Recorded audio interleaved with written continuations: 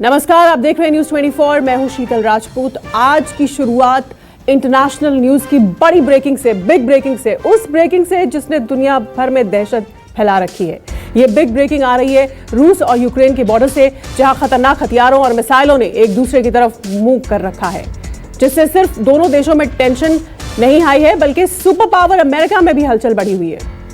दुनिया पर मंडराते तीसरे वर्ल्ड वॉर के खतरे के बीच आशंका है कि रूस कुछ ही घंटे बाद यूक्रेन पर हमला कर सकता है।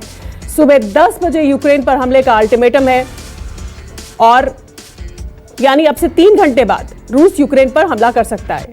अगर दोनों देशों के बीच जंग छिड़ जाती है तो दुनिया वर्ल्ड वॉर के इतिहास में 80 साल बाद तीसरे वर्ल्ड वॉर को देखेगी। और दूसरी तरफ कूटनीतिक गतिविधियां तेज है ताकि एक वर्ल्ड वॉर, महायुद्ध दोबारा ना हो। जर्मन चांसलर ओलाफ स्कॉल्स और पुतिन की मुलाकात हुई है। कई सारी कोशिशें की जा रही हैं। अमेरिका ने इस बीच नागरिकों को यूक्रेन छोड़ने को कहा है। जो बाइडेन ने अमेरिकी लोगों को संबोधित करते हुए कहा कि हम रूस को अस्थिर नहीं करना चाहते हैं और विश्वास है कि रूस के लोग भी खून खराबा नहीं चाहते हैं। उन्होंने अमेरिकी लोगों से कहा कि मैं अमेरिका के लोगों से कहना चाहता हूं कि लोकतंत्र, डेमोक्रेसी और आजादी बिना कीमत चुकाए नहीं आती। मैं ये बहाना नहीं करूंगा कि ये बिना किसी कष्ट के होगा। इस बीच जैसा कि हम आपको बता रहे हैं कि जर्मन चांसलर ओलाफ स्कॉल्स और व्लादिमीर पुतिन, रूसी राष्ट्रपति के बीच मॉस्को में मुलाकात हुई है। सूत्रों का कहना है कि अमेरिकी राष्ट्रपति ने इस मुलाकात के नतीजों के बाद अमेरिकी लोगों को संबोधित किया। मंगलवार को रूस ने यूक्रेन की सीमा से अपने कुछ सैन्य टुकड़ियों को हटाने का ऐलान किया था, लेकिन अमेरिका का कहना है कि वो इसकी पुष्टि नहीं कर सकता है। नेटो भी इसकी पुष्टि नहीं कर रहा है। नेटो ने भी रूसी सेना को लेकर वापसी का दावा खारिज कर दिया है। यूक्रेन ने सैनिकों की वापसी के रूस के दावे की फिलहाल पुष्टि नहीं की है। इसको शक की नजर से वो देख रहा है। इस बीच नेटो ने कहा है कि यूक्रेन ने उनसे अंतर्राष्ट्रीय मदद मांगी है। महायुद्ध रोकने के लिए कूटनीतिक गतिविधि तेज। दूसरा, यूक्रेन की मदद के लिए इंटरनेशनल कम्युनिटी, नेटो, अमेरिका और तमाम पश्चिमी देश। अमेरिका ने अपने नागरिकों को यूक्रेन छोड़ने को कहा है और जो बाइडेन ने कहा कि अगर उन्हें युद्ध की वजह से नुकसान हुआ तो भुगतना पड़ेगा रशिया को। रूस और यूक्रेन के बीच जंग के हालात से दुनिया में तनाव। इससे पहले भी रूस और यूक्रेन भिड़ चुके हैं 2014 में क्रीमिया में। और इस बीच जो बाइडेन ने रशिया को, रूस को 2 टूक चेतावनी दे दी है। उन्होंने कहा कि अगर रूस यूक्रेन की सीमा में घुसने और हमला करने का दुस्साहस करेगा तो उसे मुंहतोड़ जवाब दिया जाएगा। संजीव त्रिवेदी मेरे सहयोगी, हमारे डेप्यूटी एडिटर इस वक्त न्यूज रूम से हमारे साथ जुड़ गए हैं। संजीव, एक बार पहले भी 2014 में यही हालात बने थे। रूस ने हमला किया था, क्रीमिया का एक पोर्शन ले लिया था यूक्रेन से, और अब दोबारा उसी मुहाने पे खड़ी है दुनिया। रशिया और यूक्रेन, पूरी दुनिया कोशिश कर रही है कि ना हो ये हमला, लेकिन फिर भी ये भी भरोसा नहीं कर रहे कि रूस हमला नहीं करेगा। इस वक्त की क्या स्थिति है? देखिए, इस वक्त की ये स्थिति है कि एक तारीख दे दी गई थी और वो तारीख 16 फरवरी की थी। आज 16 फरवरी है और हमने कभी भी ऐसा नहीं देखा है आज तक कि आप तारीख देकर युद्ध करते हैं। युद्ध तो हो जाता है, फिर आपको तारीख का पता चलता है, लेकिन ऐसा लग रहा है कि ये एक विशेष प्रकार का युद्ध है जिसमें बैटल ऑफ आइलिड्स, यानी कि कौन पलक पहले झपकाता है, इस बात की परीक्षा ज्यादा है। आज की तारीख में सेनाएं जो यूक्रेन की हैं एक तरफ और दूसरी तरफ जो सेनाएं रूस की हैं, उनके बीच जितना तनाव है उससे ज्यादा तनाव ऐसा लग रहा है जो बाइडेन और पुतिन के बीच है। जो बाइडेन ने अपने ताज़ा बयान में ये कहा है कि वो सबक सिखा देंगे। वो जाहिर है कि उस तनाव की स्थिति को समझ रहे हैं, लेकिन ये जो व्यक्तिगत इक्वेशन है वो इक्वेशन आज की तारीख में इस पूरे क्राइसिस पर ज़्यादा हावी है। आपने 2014 की बात की। 2014 में क्रीमिया को ले लिया गया था, यूक्रेन का एक हिस्सा क्रीमिया, जिसे ले लिया गया था रशिया के द्वारा। अब डोनेट्स्क एक इलाका है जो कि ईस्टर्न यूरोप में पड़ता है, ईस्टर्न यूक्रेन में पड़ता है। अब रूस चाहता है कि हम उसे भी ले लें और इसकी बहुत सी वजह है जो हम बात कर सकते हैं बाद में, लेकिन अभी फिलहाल ऐसा लग रहा है कल से लेकर के अभी तक की जो स्थिति है उसमें कि रूसी जो सेनाएं हैं वो बॉर्डर इलाके से पीछे हटी हैं आंशिक रूप से, और इस बात को रूस के डिफेंस मिनिस्ट्री ने बाकायदा बयान देकर कहा है। यानी कि ये जो एक वॉर में सिचुएशन बनती है जिसमें कि आप कहीं ना कहीं बहुत ही एक डिप्लोमेटिक तरीके से वॉर को कंडक्ट करते हैं, तो आज की तारीख दे दी गई थी राष्ट्रपति जो यूक्रेन के हैं उनके द्वारा, तो उसे निरस्त कर दिया गया और डिफेंस मिनिस्ट्री ने बयान जारी करके रूस वॉर नहीं चाहता है, कुछ इस तरह का एक संदेश देने की कोशिश की है। तो मानकर चलिए कि ये लड़ाई जो है वो आर्थिक वर्चस्व की लड़ाई है, वो राजनीतिक वर्चस्व की लड़ाई है सुपर पावर्स के बीच में, जिसमें यूक्रेन एक मोहरा है। बिल्कुल बिल्कुल, यूक्रेन एक मोहरा है। दरअसल ये लड़ाई रूस और अमेरिका के बीच की है, वर्चस्व की लड़ाई है। आपके पास लौटूंगी मैं संजीव। रूस के हमला करने पर सैन्य कार्रवाई के साथ ही बाइडेन ने साफ किया कि नेटो और यूरोपीय यूनियन देश के जो देश हैं उन पर करारा आर्थिक चोट करेंगे रशिया पर। बाइडेन ने दो टूक शब्दों में कहा कि रूस जर्मनी के बीच नॉर्थ स्ट्रीम 2 पाइपलाइंस जो है उन्हें ठप कर दिया जाएगा। तमाम तरह के सैंक्शंस पिछली बार भी लगे थे 2014 में जब रूस ने यूक्रेन पर हमला किया था, क्रीमिया को अपने कब्जे में किया था, और अब दोबारा अमेरिकी राष्ट्रपति इन सैंक्शंस की धमकी दे रहे हैं। कुछ घंटे बाद यूक्रेन पर हो सकता है भीषण हमला। क्या, जैसा कि पूरी दुनिया को आशंका है, यूक्रेन पर रूस बड़ा हमला करेगा। 10 बजे का डेडलाइन है, आज की तारीख का डेडलाइन है। बॉर्डर पर खड़ी हैं दोनों देशों की फौजें। 10 बजे का सुबह का अल्टीमेटम है। क्या वाकई ये हमला हो जाएगा और उसके बाद तीसरे विश्व युद्ध की जो आशंका, जो बादल पूरी दुनिया पर मंडरा रहे हैं, वो वाकई हकीकत में तब्दील हो जाएगा? पूरी दुनिया इस दहशत में है। हमारे साथ इस वक्त खास पैनल जुट चुका है जो इस पर हमारे चर्चा करने के लिए प्रोफेसर महेंद्र सिंह, विदेश मामलों के जानकार, हमारे साथ जुड़ गए हैं। अचल मल्होत्रा, पूर्व राजनयिक, हमारे साथ हैं। साथ ही हमारे साथ इस वक्त लेफ्टिनेंट जनरल कुलकर्णी भी जुड़ चुके हैं और थोड़ी देर में हमारे साथ मेजर जनरल AJB जैनी भी जुड़ेंगे। लेकिन मैं सबसे पहले प्रोफेसर महेंद्र सिंह के पास चलती हूँ। प्रोफेसर सिंह, क्या लग रहा है आपको कि 2014 का रेपिटेशन होगा, जैसे रूस ने सारी दुनिया के नाना करने के बावजूद हमला किया यूक्रेन पे, क्रीमिया पर कब्जा किया? क्या वैसे ही हालात तो बने हुए हैं बिल्कुल, और डेडलाइन भी है। आपको क्या लगता है कि दुनिया की कोशिशें कामयाब होंगी या रशिया जो चाह रहा है वो करेगा 2014 की तरह? देखिए, आने वाले 1 या 2 दिन ही ये निर्णय लेने वाले हैं, ये डिसाइड करने वाले हैं कि यूरोप का फेट क्या होगा। क्या यूरोप फिर जो है एक विश्व युद्ध के तरफ के जनक के रूप में जाना जाएगा, या जो है पूरा विश्व जो है मिलके ये बहुत बड़ी जो इंटरनेशनल क्राइसिस है इसको रोक सकता है। देखिए, जो जहां तक 2014 रिपीट करने की बात है, निश्चित रूप से अगर आप देखें तो रूस जो है यूक्रेन को एक अपना जो देश, उनका अपना एक ऐतिहासिक और जो है जो पृष्ठभूमि रही है दोनों की।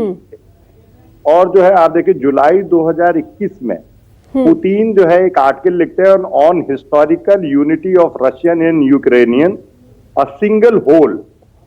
He says that Russian and Ukrainian were one people, a single whole with essentially same historical and spiritual background.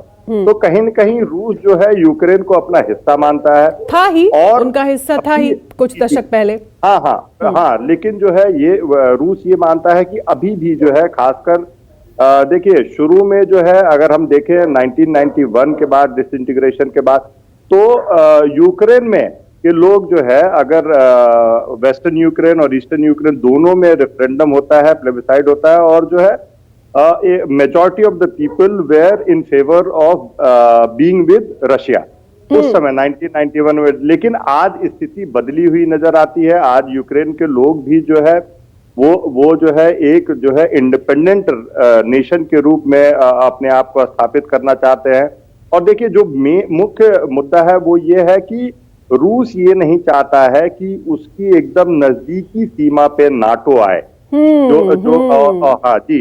और दूसरा जो ये है कि रूस ये भी नहीं चाहता है कि यूक्रेन जो है यूरोपियन यूनियन का हिस्सा बने। देखिए रूस ये चाहता है कि यूक्रेन जो है CSTO का मेंबर बने, यूक्रेन जो है यूरेशियन जो इकोनॉमिक कमीशन है उसका मेंबर बने। हाँ। तो रूस अभी भी यूक्रेन को जो है एक अपने नेबरहुड अपना आधिपत्य एक तरह से समझता है। अभी भी वो नया वर्ल्ड ऑर्डर है उसको रूस ने एक्सेप्ट नहीं किया है, जो कि जिसको कई दशक हो चुके हैं। इनफैक्ट अभी मैं आपके पास लौटूंगी हम कूटनीतिक एंगल से तो इस पर बात कर ही रहे हैं, लेकिन मिलिट्री एंगल से दुनिया पर कितना बड़ा ये खतरा है। जनरल कुलकर्णी, मिसाइलें तैनात हैं दोनों तरफ, मिसाइल डिफेंस सिस्टम तैनात हैं, बॉम्बर्स, उधर नेटो की फोर्स, उधर अमेरिका की धमकियां, इधर यूक्रेनियन फौज अपनी सैन्य अभ्यास कर रही है, रशियन फौज कर रही है अपनी सारी मिसाइलें, पूरा का पूरा असला वहां तैनात कर दिया, इतने फौजी वहां पर हैं। ऐसे में अगर तीसरा विश्व युद्ध की, जैसा कि लोग कह रहे हैं कि अगर ये युद्ध हो जाता है तो ये एक वर्ल्ड वॉर ही हो जाएगी फिर, तो कितनी खतरनाक ये स्थिति है उस लिहाज से। नमस्कार। मैं कहूँगा शीतल जी, अगर युद्ध होता है तो बहुत ही भयानक होगा और बहुत जबरदस्त नुकसान होगा, इसमें किसी को शक नहीं होना चाहिए और इसका असर पड़ेगा पूरे विश्व में पड़ेगा। लेकिन ये कहना कि युद्ध होगा और ये युद्ध नहीं होगा, क्यों मैं कह रहा हूं कि युद्ध नहीं होगा, क्योंकि ये कैपेबिलिटीज है। हर एक ने अपनी अपनी क्षमता जो है दिखावा हो रहा है, ये हमारे पास भी है, वो दिखा रहे हमारे पास भी है। और आज की तारीख में जिस प्रकार से यूक्रेन के तीनों तरफ से यूक्रेन को घेर रखा है रूस ने, ये एक तरीके से दिखाना है कि अमेरिका जो है या यूरोपियन यूनियन जो है वो इंटरफेयर नहीं कर सकता है। वो कितना भी कर ले, वो सिर्फ एक आश्वासन दे सकते हैं कि हम यूक्रेन की मदद करेंगे या हम यूक्रेन को ह्यूमैनिटेरियन असिस्टेंस देंगे, हम यूक्रेन के साथ खड़े मिलेंगे, पर ये नहीं। पर हाइब्रिड वॉर के सिचुएशन में अगर जिस तरीके से कल से जो मैसेजेस आ रहे हैं और जो हो रहा है कि जिस प्रकार से रूस पीछे हट रहा है, अपने ट्रेनिंग एक्सरसाइज से हट रहा है, जिस प्रकार से साइबर अटैक्स उनके बैंक्स के ऊपर हुए हैं, उसके ऊपर थोड़ा सा हल्का हुआ है, डॉलर जिस तरह से फिर से स्ट्रेंथन हो रहा है, यूरो स्ट्रेंथन हो रहा है, जिस प्रकार से तेल की कीमतें कम हो रही है, ये साफ सब दर्शाती है कि लड़ाई नहीं हो सकती, क्योंकि लड़ाई जो होगी तो बहुत भयानक। जनरल कुलकर्णी, जिस तरह का जमावड़ा है फौजी, क्योंकि आम दर्शक न्यूज़ 24 जो देख रहे हैं उनको समझाना है, जिस तरह का जो असलहा, जो वेपन्स और वो जो मिसाइलें डिप्लॉयड हैं, उनके बारे में जरा मिलिट्री एंगल से बताइए कि अगर ये युद्ध होता है तो कितना खतरनाक। अब जैसे देखिए वहां पर मिसाइल डिफेंस सिस्टम रशिया ने तैनात कर दिया है, वहां पर अमेरिकी बॉम्बर्स बरसाने के लिए अमेरिका तैयार है बिल्कुल। तो ये कैसी विध्वंसक स्थिति बन सकती है, इतने खतरनाक अत्याधुनिक हथियार। बिल्कुल शीतल जी, आप देखिएगा कि रूस ने नॉर्दर्न पोलैंड कलिनिंग्राड के पास अपने किंजल हाइपरसोनिक मिसाइल लगा रखे हैं। हाइपरसोनिक मिसाइल मतलब 2 मील प्रति सेकंड के हिसाब से वो आता है। आपको कोई भी रेडार उसे टेस्ट भी नहीं देख भी नहीं सकता है कि क्या, जब तक आप आंख बंद करेंगे तब तक वो आपको स्ट्राइक करेगा विद रेंज ऑफ 1240 माइल। ये रेंज से लेकर के, यानी कि पोलैंड के नॉर्थ में वहां से वो उसने ये रखा है। अब बेलारूस में जिस तरीके से उसका डिप्लॉयमेंट रूस ने किया 30,000, 1.5 लाख यानी बूट्स ऑन ग्राउंड, सबसे महत्वपूर्ण बात है कन्वेंशनल डेटरेंस जो है बहुत जबरदस्त रूस ने सब जगह से घेर रखा है कि सब तरीके से, चाहे वो आपका कम्युनिकेशन हो, चाहे आपका साइबर हो, चाहे आपके टैंक्स हो, चाहे आपके बॉम्बर्स हो, चाहे आपके न्यूक्लियर सबमरीन हो, चाहे आपके एयरक्राफ्ट, तो सब जगह से मतलब सवाल पैदा नहीं होता कि आप कुछ भी नहीं कर सकते हैं। रूस का पलड़ा जबरदस्त भारी है, इसमें कोई शक नहीं है, और इसका नाटो को भी मालूम है। और इसका, लेकिन इस बात से एक ही चीज समझने वाली है कि जब कोई भी इस प्रकार से, चाहे अमेरिकन भी अपने स्पेशल फोर्सेस लगा रहे हैं, अमेरिकन भी F-16 बॉम्बर्स में है, अमेरिका के पास भी ICBMs है, अमेरिका के पास भी न्यूक्लियर है, रूस के पास भी न्यूक्लियर है। अगर न्यूक्लियर का एक हमला हुआ तो हिरोशिमा नागासाकी तो कहीं रहा ही नहीं, तकरीबन लाखों में लोग मारे जाएंगे, लाखों में। 35 किलोमीटर का एरिया खत्म। बिल्कुल बिल्कुल बिल्कुल बिल्कुल। मैं आपके पास आऊंगी और हम इस पर बात करेंगे, मिलिट्री एंगल। संजीव के पास भी चलूंगी, लेकिन अचल मल्होत्रा पूर्व राजनयिक हमारे साथ जुड़े हुए हैं। मल्होत्रा साहब, इस बीच कूटनीतिक कोशिशें तेज हो गई हैं। हालांकि रूस ने भी कहा है कि कुछ थोड़ी बहुत उन्होंने अपनी फौज पीछे हटाई है, जिस पर अभी अमेरिका और खुद यूक्रेन भरोसा नहीं कर रहा है। हालांकि रूसी रक्षा मंत्रालय का ये बयान था, लेकिन और अंतर्राष्ट्रीय कोशिशें हो रही हैं। जर्मन चांसलर बात कर रहे हैं, दूसरा अपना पोलैंड की ओर से भी कोशिश हो रही है, तमाम तरह की इंटरनेशनल कूटनीतिक कोशिश हो रही है। तो आपको क्या लगता है कि युद्ध के हालात की परसेंटेज कितनी ज्यादा मजबूत दिख रही है शांति को लेकर या पीस टॉक्स के कामयाब होने को लेकर? देखिए शीतल, युद्ध तो हो रहा है, लेकिन युद्ध जो है ये एक साइकोलॉजिकल वॉर है। इस समय वॉर की सिचुएशन है, लेकिन ये इंफॉर्मेशन वॉर और साइकोलॉजिकल वॉर ज्यादा है। अब आप देखिए रशिया के पॉइंट ऑफ व्यू से, अगर आप रशिया के नजरिए से देखें इसे, तो रशिया मेनली उसने अपनी एक रेड लाइंस ड्रॉ की है और लिखित में उन्होंने नेटो और अमेरिका से कहा है कि आप ये इंश्योर करिए कि रशिया की सिक्योरिटी को आप थ्रेटन नहीं करेंगे, नेटो के ईस्टवर्ड एक्सपेंशनिज्म को बंद करेंगे, उक्रेन को नेटो का मेंबर नहीं बनाएंगे और साथ ही साथ जॉर्जिया को भी। मैं आपको 2008 पे ले जाता हूँ। अप्रैल 2008 में नेटो ने अनाउंस किया था कि जॉर्जिया और उक्रेन नेटो के मेंबर बनेंगे। हालांकि उन्होंने कोई तारीख इसकी निश्चित नहीं करी थी। उसके तुरंत बाद क्या होता है, जॉर्जिया और रशिया में वॉर होती है। 7 दिन वो वॉर चलती है। नतीजा क्या होता है कि जॉर्जिया की 2 ब्रेकअवे रीजन, अब्खाजिया और साउथ ओसेटिया, उसे रशिया इंडिपेंडेंस उसकी रिकॉग्नाइज करता है और वो आज भी 14 साल बाद उसकी कोई सोल्यूशन नहीं हुआ है। 2014 में क्रीमिया, हम सब जानते हैं कि कैसे क्रीमिया में उन्होंने एक सिचुएशन क्रिएट करी, एक रेफरेंडम ऑर्केस्ट्रेट किया और उसे अपने रशियन फेडरेशन में इनकॉर्पोरेट किया। अभी वही स्थिति उन्होंने ईस्ट यूक्रेन में भी कर रखी है, डोनेट्स्क और लुहांस्क रीजन में, हम बोलते हैं ईस्टर्न यूक्रेन। तो कहने का मतलब यह है कि रशिया ने अपनी रेड लाइन ड्रॉ करी है, उसे लिखित में नेटो को दिया है और रशिया ने ये नहीं कभी भी कहा कि हम युद्ध करना चाहते हैं। वो बार बार डिप्लोमेटिकली इसे रिजॉल्व करने की ही बात कर रहे हैं। युद्ध की बात कहां से होगी? युद्ध की बात American propaganda, American news media, European news media, ये सब लोग कर रहे हैं। इसे भी आप एक परिप्रेक्ष्य पे देखिए। जब से अमेरिका में बाइडेन वापिस आए, उनकी कोशिश है कि अमेरिकन जो ग्लोबल लीडरशिप है उसे रिवाइव किया जाए। ये आप एक अलग पर्सपेक्टिव दे रहे हैं, बिल्कुल अलग पर्सपेक्टिव दे रहे हैं। ठीक है, बताइए। एक एंटी चाइना फ्रंट खोला है, इंडो पैसिफिक में क्वाड को प्रमोट कर रहे हैं और इधर इन्होंने रशिया को कमजोर बनाने की दिशा में काम करने की कोशिश करी है। आप ये कह रहे हैं कि ये अमेरिका का प्रोपेगेंडा है, वो रीजनल सुप्रीमेसी को वापस हासिल करने के लिए, अपना दबदबा बनाए रखने के लिए? सिर्फ प्रोपेगेंडा नहीं है शीतल, ये एक डिजाइन है कि रशिया को कमजोर किया जाए। यूरोप की जो एनर्जी डिपेंडेंस है रशिया पे, उसे किसी तरीके से कम किया जाए और इसीलिए तो बार बार वो नॉर्थ स्ट्रीम 2 नहीं आने देंगे और पाइपलाइन बंद करवा देंगे। लेकिन क्या यूरोप की जरूरत को अमेरिका पूरा कर पाएगा? एक बहुत बड़ा सवालिया निशान है। ठीक, मैं आपके पास लौटूंगी। इस बीच एक बड़ी खबर, ब्रेकिंग न्यूज आ रही है। यूक्रेन में कई भारतीय छात्र हैं जो इस वक्त बेहद तनावपूर्ण स्थिति में है, टेंशन में है और हजारों भारतीय छात्र जो हैं वो भारतीय दूतावास जो कीव में है, यूक्रेन की राजधानी, वहां उसके संपर्क में है, क्योंकि ये वो अगर युद्ध की स्थिति बनती है, वाकई युद्ध हो जाता है, तो वो घर आना चाहेंगे, वापस स्वदेश लौटना चाहेंगे। संजीव त्रिवेदी के पास चलती हूं। संजीव, इस बाबत और क्या जानकारी हमारे पास है अभी? देखिए, आप जानती हैं शीतल, हमारे करीब 20,000 छात्र इस वक्त यूक्रेन में हैं और वहाँ ख़ास तौर पर मेडिकल की पढ़ाई करने के लिए वो जाते हैं।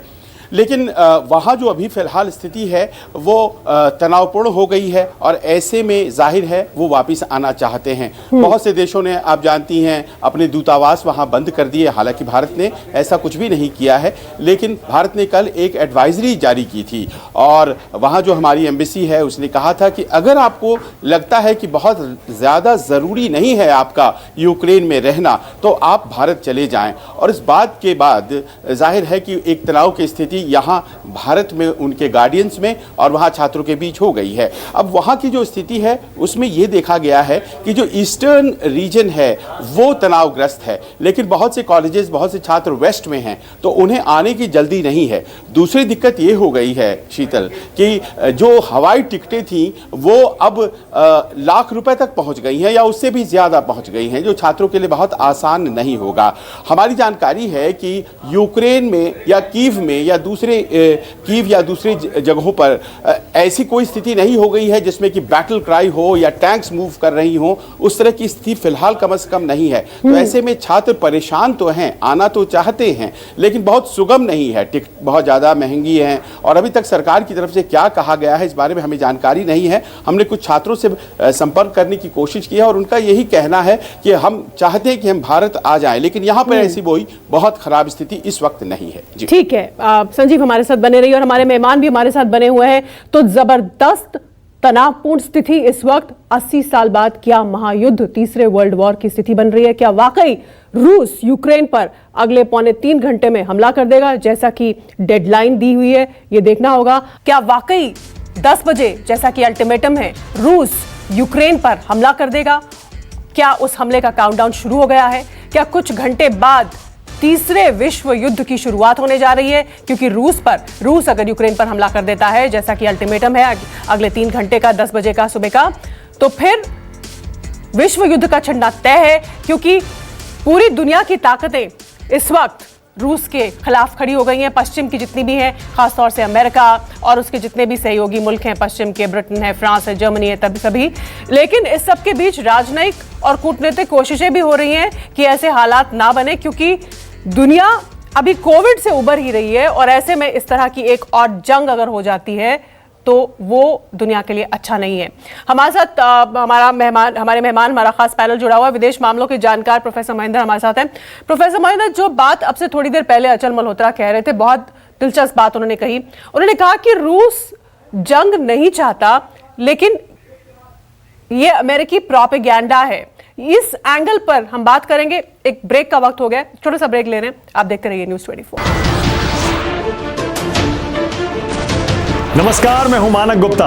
अगर आपको हमारा ये वीडियो पसंद आया हो तो इसे लाइक और शेयर जरूर करें और हाँ, हमें सब्सक्राइब और फॉलो करना ना भूलें ताकि आप देश और दुनिया की कोई खबर मिस ना करें।